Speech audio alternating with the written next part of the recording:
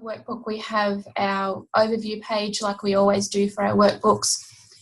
Give some brief instructions for the workbooks, how it's submitted. So we have set this up as an auto-submit workbook. I know that there's a bit of question about whether auto-submit's better than having students have to submit it, but for us, auto-submit has worked well in terms of confusion for students.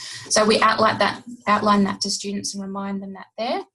And then just an overview of the work integrated learning activities that they're doing in each trimester and rough number of hours.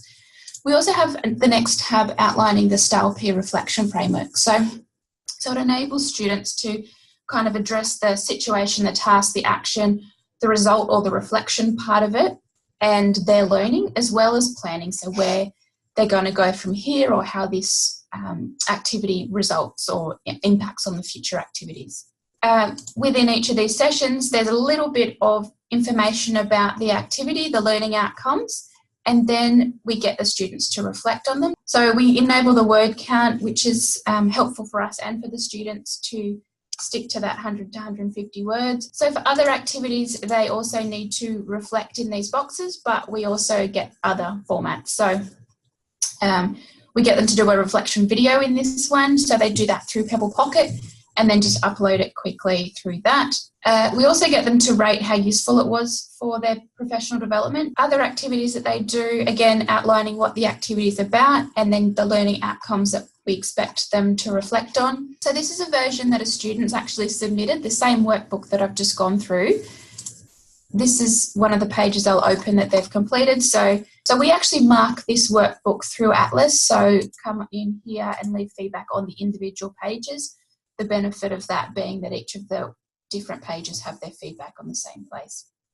And you can see here that we've given them a grade as well as completed the marking rubric for this student. So for this assignment, our marking rubric is pretty basic compared to other rubrics that we use, but you can see the benefit of having some words to describe things as well as the rubric. And in other workbooks, you'll have lots of different lines, and so therefore it totals it up. So you can see within this tab, the students have uploaded their clinic feedback video as well as their feedback forms that they have to, that are outlined as well, and they've marked it as very useful, which is nice to see. Clear feedback that we've had from students from evaluations that we've done is that they really appreciate having all their documents in one place. It's really good for reflection and to come back to in the future to look at how they've progressed as a student and how they've progressed within the competencies. So that's a clear benefit of having it all in the one place that the students really value. We also really value it all in one place as a teaching team because we do have workbooks within our individual courses that we cover, like tutorial workbooks or different portfolios. But having WIL all in one place, at least we can see how students are going across the WIL activities within multiple courses. So as a teaching team, we've transferred slowly over to this WIL workbook throughout each of our years, but particularly third year.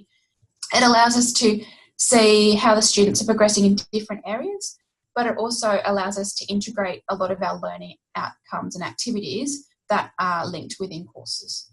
The benefit of having PebblePad to mark within has also been a clear benefit because it's a consistent way for us to now mark, and it's a consistent way for students to see their feedback and where things are going as well.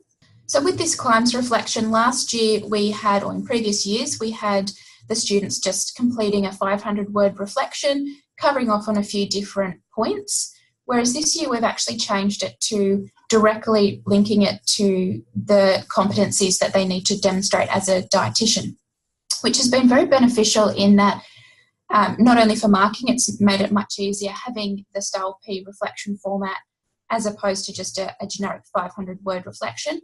The students are clearer on what they're trying to achieve, and as markers, we're also clearer because we sort of know the format, we know where to look and what to expect.